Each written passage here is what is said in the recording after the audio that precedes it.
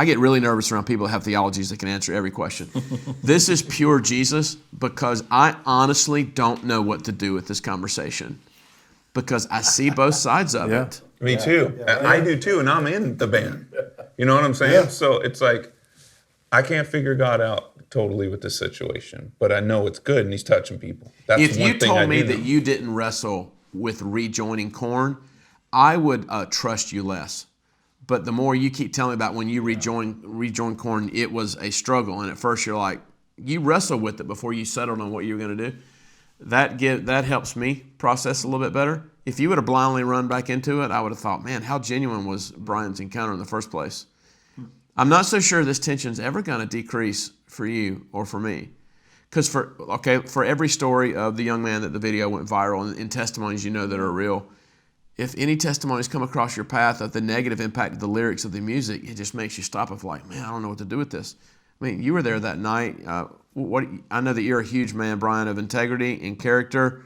You're raising a family. Mm-hmm. You and Diane are huge proponents of morality. Yeah. What are your thoughts on this conversation? It's kind of what you spoke of, Darren. When I came out of the concert, having been a former, I know what influence music had in my life. Yeah.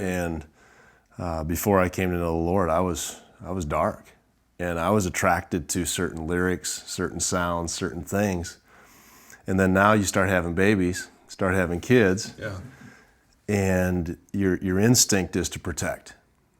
And sometimes in our thinking, the way you protect is you keep people away from certain things. And I believe that, but I also believe I've got a 20-year-old and a 7-year-old. My 20-year-old could be in that concert and be fine because I could communicate with her through it.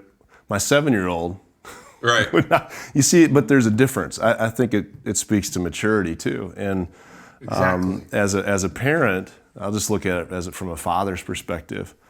My role is to protect, guide, equip, all that good stuff, but then also empower. And so my daughter did modeling for years, so she'd go into these environments that are incredibly dark. As a parent, we looked at it as a commissioning and sending in. That's just how we approach our kids. We look at each kid like they're a nation. They're not just kids. And Psalm 127 even says they're like arrows that are meant to be shot and hit a target.